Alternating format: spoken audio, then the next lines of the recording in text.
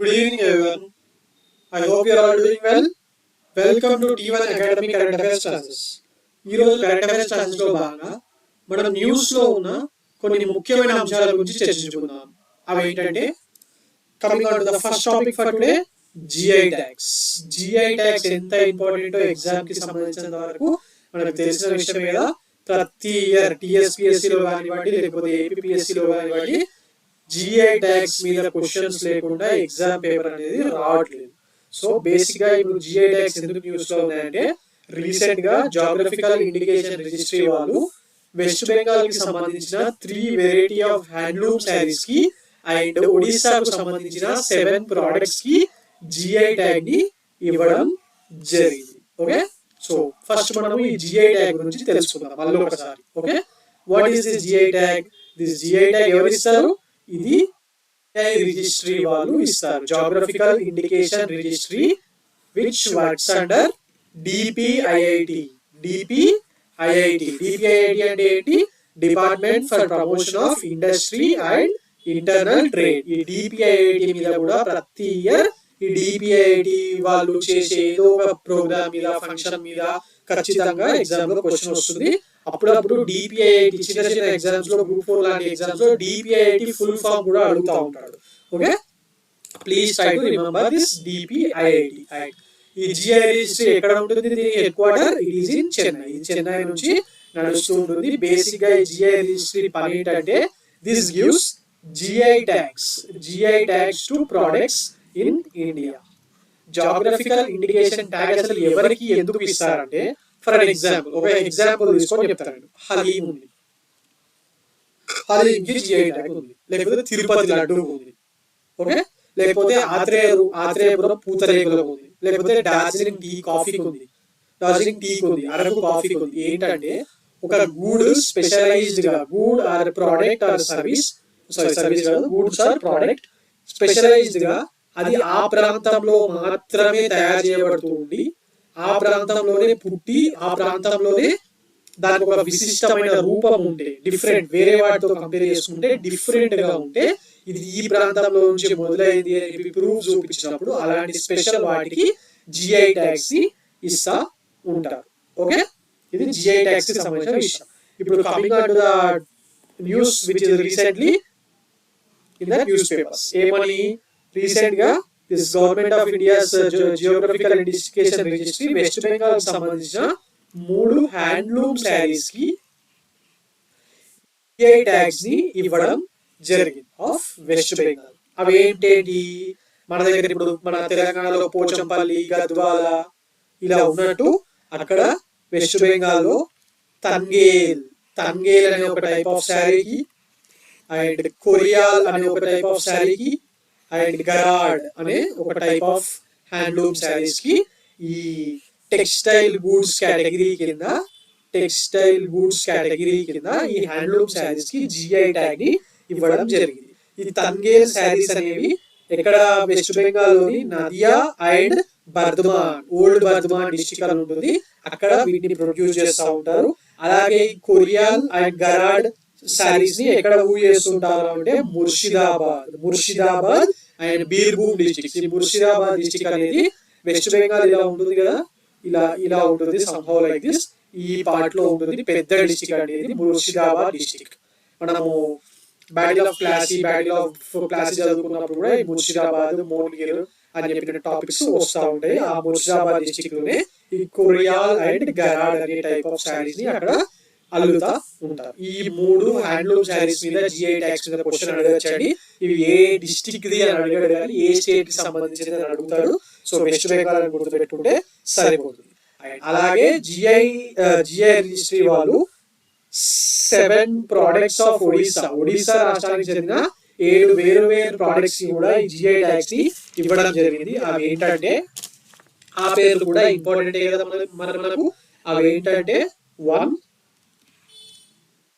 ఒక పెయింటింగ్ అండి, ఆ పెయింటింగ్ పేరు లంజియా సౌరా అనే ఒక పెయింటింగ్. ఇంకొకటి ఒక ఎంబ్రాయిడరీ షాల్స్ ఉంటాయి కదా, మీదకెళ్ళి వేసుకుంటూ ఉంటారు చలికాలంలో, అలాంటి ఎంబ్రాయిడరీ షాల్స్ లేడీస్ వేసుకుంటూ ఉంటారు.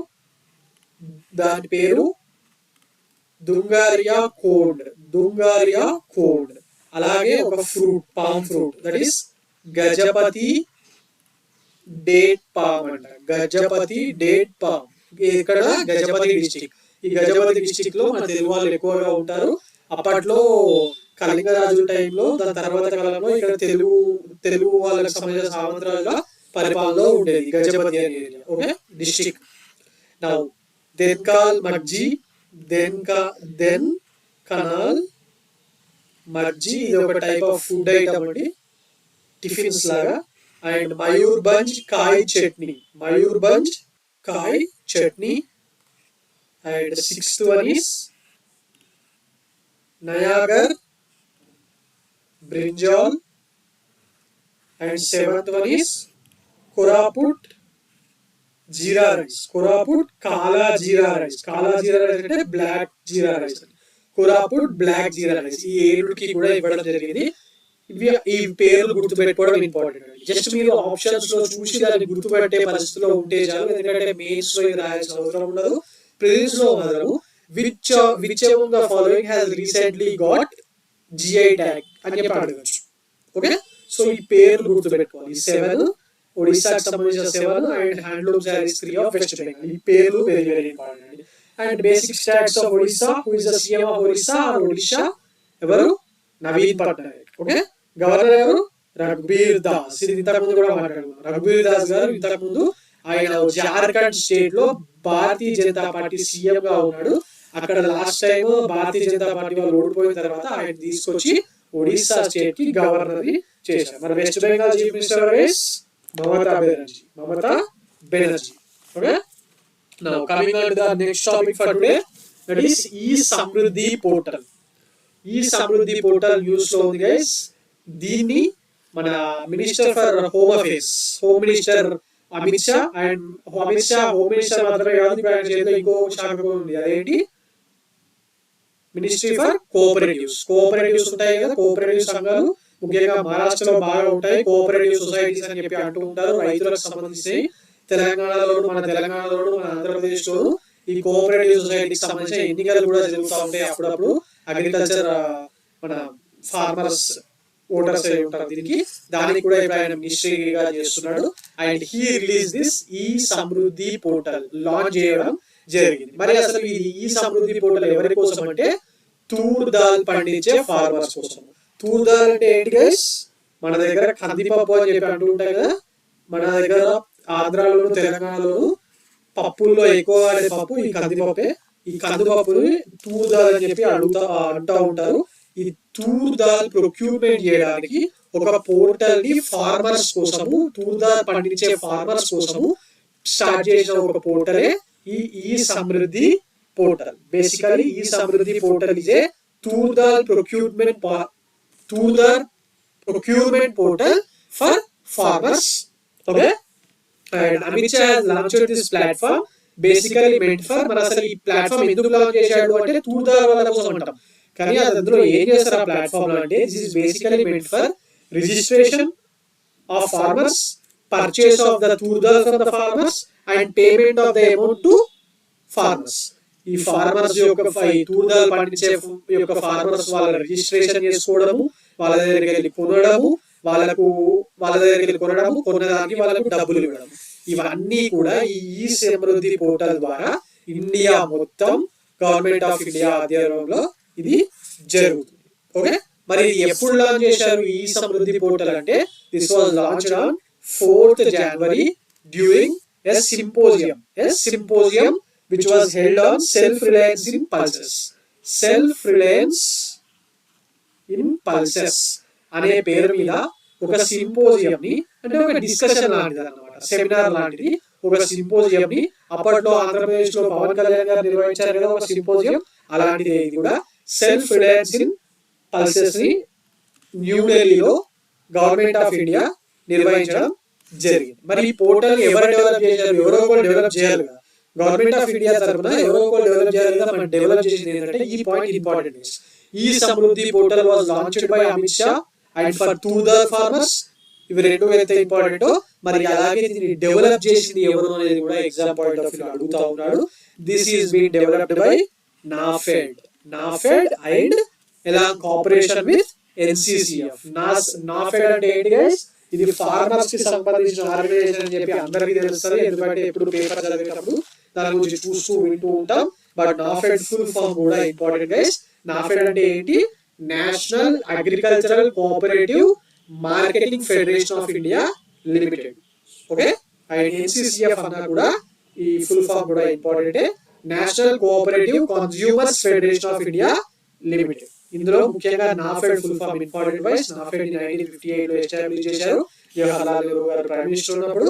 National agricultural cooperative marketing federation of India limited. Okay, and now basic గా ఈ సమృద్ధి పోర్టల్ ఉంది కదా, దాని ఫంక్షనింగ్, దాని బేసిక్ డీటెయిల్స్ ఇప్పుడు మనం తెలుసుకుందాం.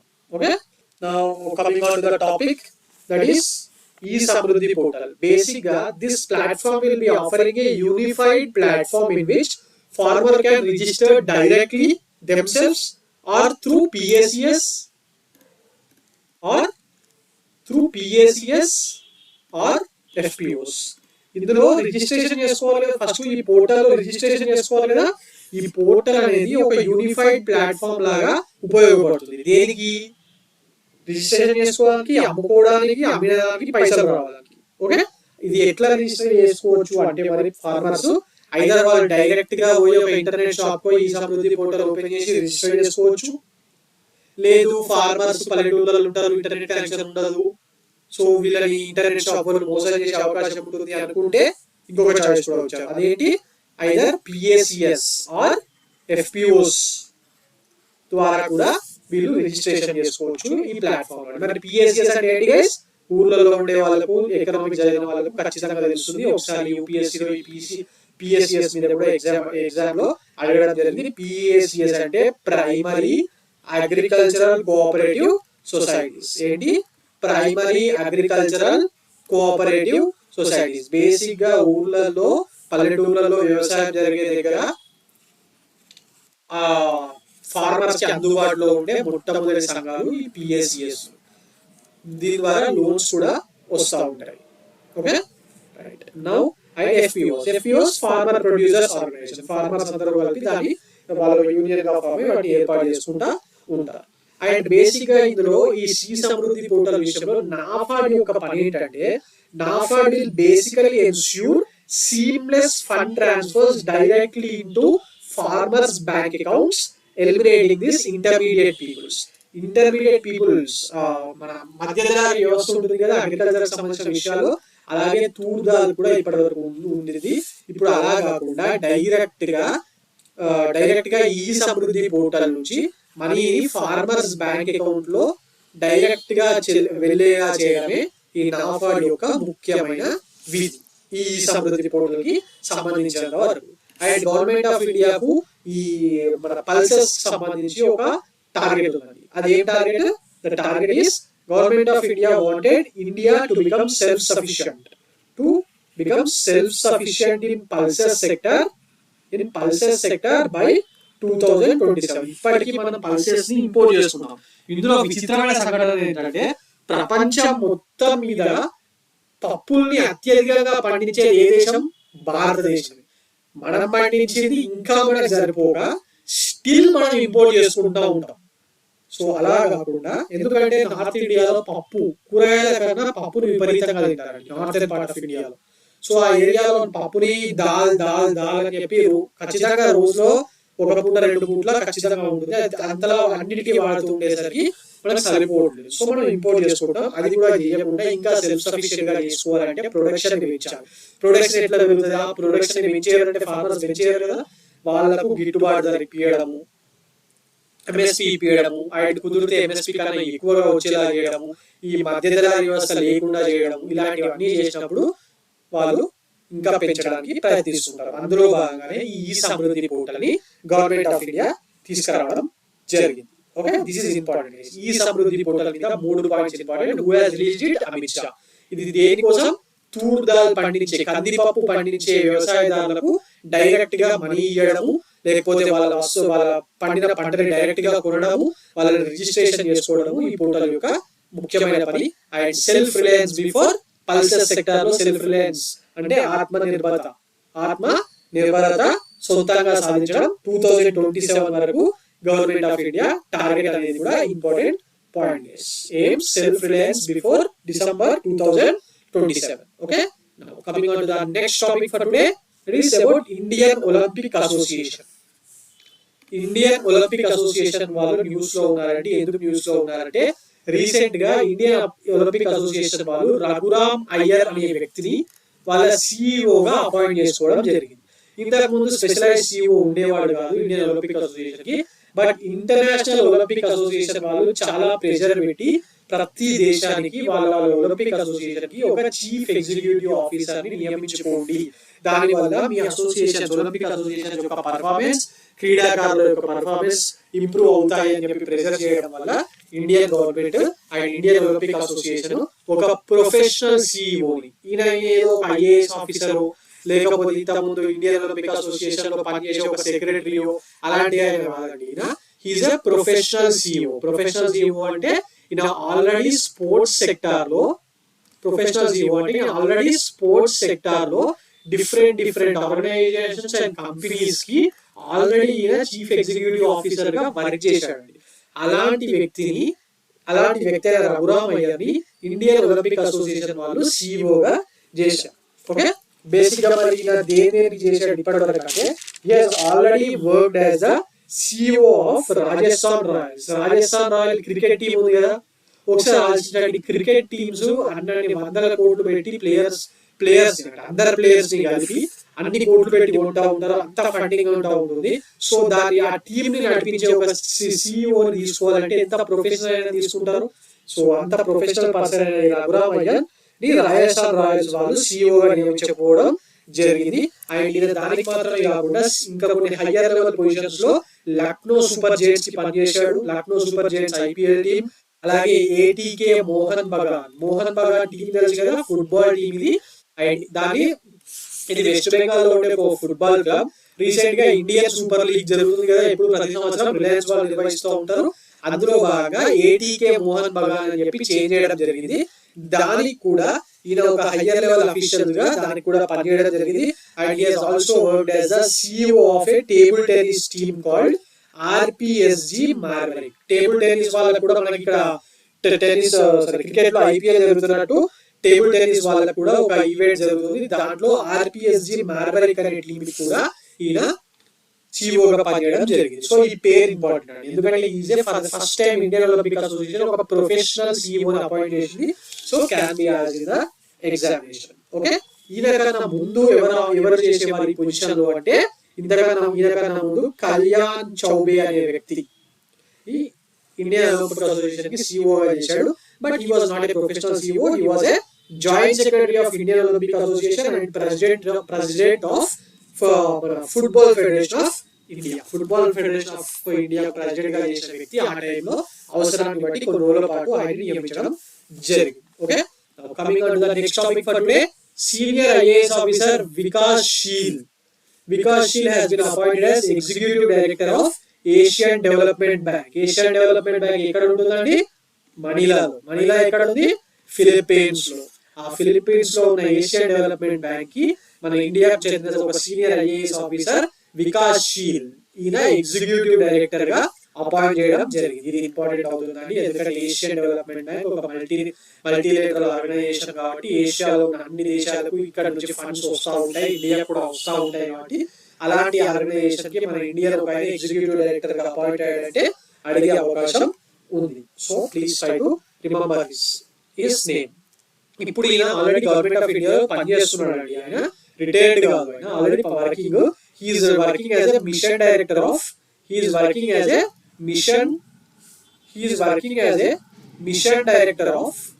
జల్ జీవన్ మిషన్. అంటే దేనికి సంబంధించి? ఇంటింటికి తాగునీరు అందించడం. ఓకే, దానికి సంబంధించిన విషయం. Right, coming on to the next topic for today, ససెస్ Masra. His name is Sachet Masra, guys. He is appointed as a new Prime Minister of Chad. Chad is a Central African country. ఆఫ్రికాలో మధ్య Africa దేశం. దానికి ఈయన ససెస్ మస్రా ఆయన prime minister గా appoint అవడం జరిగింది. రీసెంట్ గా జరిగిన ప్రెసిడెన్షియల్ ఎన్నికల్లో రిఫరెండంలో ఈయనకు 78% ఆఫ్ ఓట్స్ వరకు వచ్చాయండి. దాంట్లో భాగంగా ఇతన్ని ససెస్ మస్రాని అక్కడ ఇప్పుడు మన జుంటా రూల్ నడుస్తుంది, మిలిటరీ రూల్ నడుస్తుంది. మిలిటరీ ప్రెసిడెంట్ అయిన జనరల్ మహమ్మద్ ఇద్రిస్ దెబీ ఇత్నో ఈయనని అక్కడ ప్రైమ్ మినిస్టర్ గా అపాయింట్ చేయడం జరిగింది. ఓకే, ఈ పాయింట్ ఇంపార్టెంట్. అండ్ ఈయన ఇంతకు ముందు అక్కడ అపోజిషన్ లీడర్ గా వర్క్ చేసి ఉన్నారు చాడ్ లో. కొత్తగా ఎన్నికైన ప్రైమ్ మినిస్టర్ గురించి ఎగ్జామ్ లో ఖచ్చితంగా క్వశ్చన్ వస్తుంది. కొత్తగా ఎన్నికైన prime minister, presidents, sultans, emirs ఇలాంటి వాటి మీద క్వశ్చన్స్ వస్తున్నాయి, chancellors. So please try to remember his name also. Okay, right. ఈయన ఎన్నిక కావడం వల్ల చాలా రోజులుగా అక్కడ ఉన్న మిలిటరీ రూల్ అనేది అబాలిష్ అయిందండి చాడ్ లో. ఓకే, మరి ప్రైమ్ మినిస్టర్ ఎవరు చెప్పండి? ఈస్ ససెస్ మస్రా. దీనికి క్యాపిటల్ సిటీ ఏంటి? జమీన్, జమీన్ అంటారు. And currency is African franc అండి. Central African franc or African franc is the currency of Chad. Okay, now coming on to the next topic for today, that is Sanskriti ki Aayam. ఇది book పేరండి. This book has been recently released by general VK Singh. ఈ general VK Singh ఇప్పుడు ఈయన minister అండి, NDA government లో minister. దేనికి minister? ఈయన minister for state, cabinet minister కాదు, బట్ మినిస్టర్ ఫర్ స్టేట్ అంటే డిప్యూటీ మినిస్టర్ అనుకోండి. ఫర్ దేనికి? For civil aviation and roads transport and highways. ఈ రెండుకి ఈయన మినిస్టర్ ఫర్ స్టేట్ గా చేస్తున్నారు. ఆయన నిన్న సంస్కృతికి ఆయం అనే పుస్తకాన్ని రిలీజ్ చేయడం జరిగింది. Okay, and this book is written in Hindi అండి. హిందీలో మాత్రమే రాయడం జరిగింది. And this is been published by NBT India. NBT India అంటే ఏంటండి? This is a government publication called national book trust. Jawaharlal Nehru గారు ఉన్నప్పుడు, ఆయన ప్రధానమంత్రిగా ఉన్నప్పుడు దీన్ని ఎస్టాబ్లిష్ చేయడం జరిగింది. మన హైదరాబాద్ లో కూడా దీని షాక్ ఉందండి. మన ఎన్సిసి గేట్ నుంచి ఉస్మానియా యూనివర్సిటీకి వెళ్తుంటే లెఫ్ట్ సైడ్ లో మీకు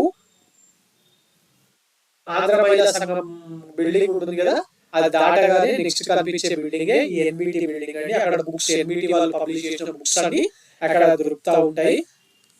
ఎప్పుడైనా ఉస్మానియా యూనివర్సిటీ సైడ్ వెళ్ళినప్పుడు ఎన్సిసి గేట్ నుంచి వెళ్ళి చూడండి, చాలా బాగుంటుంది premises. Different books, different authors రాసినవి, మన ఇండిపెండెన్స్ ఫ్రీడమ్ ఫైటర్స్ రాసిన బుక్స్, బాలగంగాధర్ రాసిన పుస్తకాలు అన్ని దొరుకుతా ఉంటాయి అక్కడ. ఓకే, మరి ఎన్బిటి దేని కింద పనిచేస్తుందంటే it comes under ministry of education.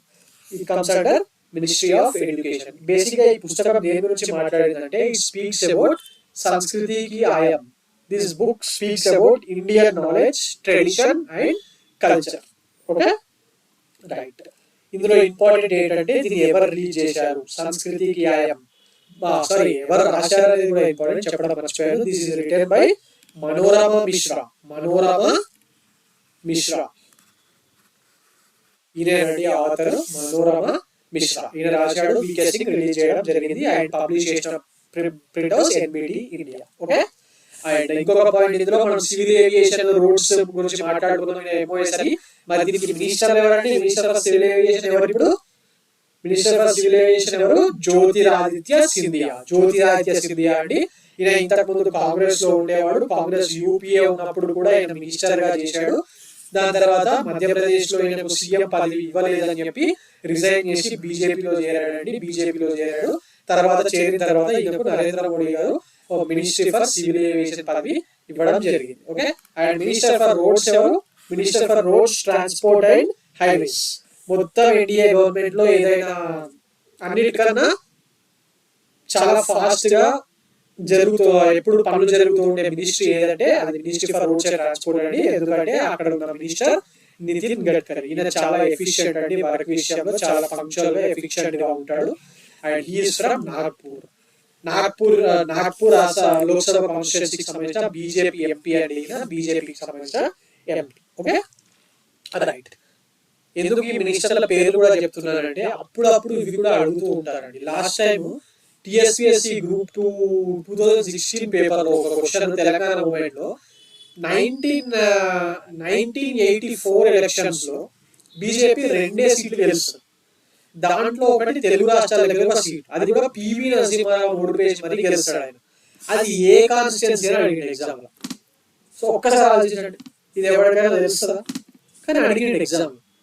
So అలాంటివి పొలిటికలైజ్ క్వశ్చన్స్ కూడా అప్పుడప్పుడు ఎక్కడో ఒక దగ్గర వస్తూ ఉంటాయి.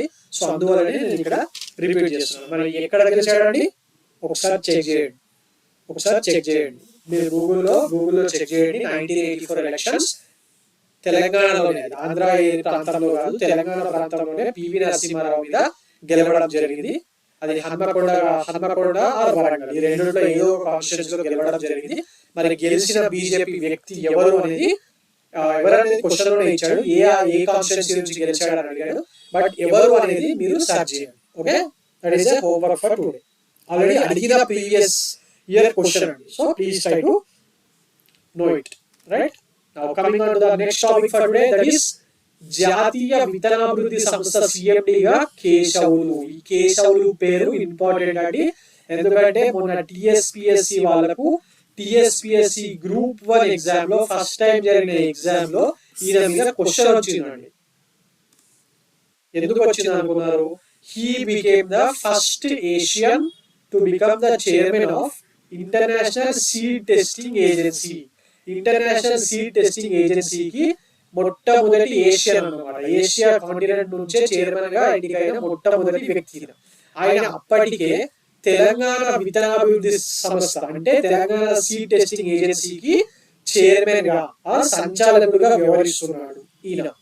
సో అందువల్ల ఈయన మీద క్వశ్చన్ అప్పుడు అడగడం జరిగింది. మరి ఇప్పుడు మళ్ళీ న్యూస్ లో ఎందుకున్నాడంటే ఈయనని సెంట్రల్ గవర్నమెంట్ జాతీయ విత్తనాభివృద్ధి సంస్థ చైర్మన్ అండ్ మేనేజింగ్ డైరెక్టర్ గా నియమించడం జరిగింది. That is national seed testing ఏజెన్సీకి చైర్మన్ అండ్ ఎండిగా ఈ కేశవులు నియమించడం జరిగింది. సో మళ్ళీ తెలంగాణ ప్రాంతానికి సంబంధించిన వ్యక్తి ఒక నేషనల్ ఆర్గనైజేషన్ కి అయ్యాడు కాబట్టి ఎగ్జామ్ లో అడిగే అవకాశాలు పుష్కలంగా ఉన్నాయి. లాస్ట్ టైం నాబార్డ్కి ఆంధ్ర ప్రాంతానికి చెందిన వ్యక్తి చైర్మన్ అవుతే ఏపీపీఎస్సీ ఎగ్జామ్స్ లో అడిగారండి. సో ఇప్పుడు ఎన్ఎస్టీఏకి తెలంగాణ ప్రాంతానికి సంబంధించిన వ్యక్తి అయ్యాడు. ఈయన మీద క్వశ్చన్ ఆల్రెడీ ఒకసారి టిఎస్పిఎస్సి గ్రూప్ 1 లోనే వచ్చింది కాబట్టి సో ఈయన మీద క్వశ్చన్ ఖచ్చితంగా వస్తుంది. ఓకే, మరి ఇది దేనికి కిందకి వస్తుంది? జాతీయ విత్తనాభివృద్ధి సంస్థ సెంట్రల్ గవర్నమెంట్ లో ఏ మినిస్ట్రీ కిందకి వస్తుంది అంటే కేంద్ర వ్యవసాయ రైతు సంక్షేమ శాఖ కిందకి వస్తుంది. అంటే that is agricultural ministry. Agricultural and farmers welfare ministry ఉంటుంది కదా, దాంట్లో దాని కిందకి వస్తుంది. అండ్ ఈయన రాజేందర్ నగర్ లో అంతర్జాతీయ విత్తన పరీక్షా కేంద్రం స్థాపనలో కీలక పాత్ర పోషించాడు. అంతర్జాతీయ విత్తన పరీక్షా కేంద్రం అంటే ఇందాక మనం మాట్లాడుకున్నాం ఇంటర్నేషనల్ సీడ్ టెస్టింగ్ ఏజెన్సీ. దీన్ని రాజేందర్ నగర్ లో ఏముందండి? Professor Jayashankar agricultural university. ఇంతకు ముందు ఎన్జీ రంగా అగ్రికల్చరల్ యూనివర్సిటీ అనేవారు ఆంధ్రప్రదేశ్, యునైటెడ్ ఆంధ్రప్రదేశ్ ఉన్నప్పుడు. దాని తర్వాత మన ప్రొఫెసర్ జయశంకర్ అగ్రికల్చరల్ యూనివర్సిటీ అంటున్నారు. అందులో ఇంటర్నేషనల్ సీడ్ టెస్టింగ్ ఏజెన్సీని ఏర్పాటు చేయడంలో ఈ కేశవులు చాలా ముఖ్యమైన పాత్ర పోషించాడు. ఓకే, ఈయన హయాంలోనే తెలంగాణ విత్తన ధృవీకరణ సంస్థ దేశంలోనే అగ్రస్థానంలో నిలిచింది. ప్రస్తుతం ఈయననే అంతర్జాతీయ విత్తన ధృవీకరణ సంఘానికి చైర్మన్ గా వ్యవహరిస్తున్నారు. చూసారా, ఈ పాయింట్ మీదే లాస్ట్ టైం టిఎస్పిఎస్సి గ్రూప్ 1 లో క్వశ్చన్ వచ్చింది.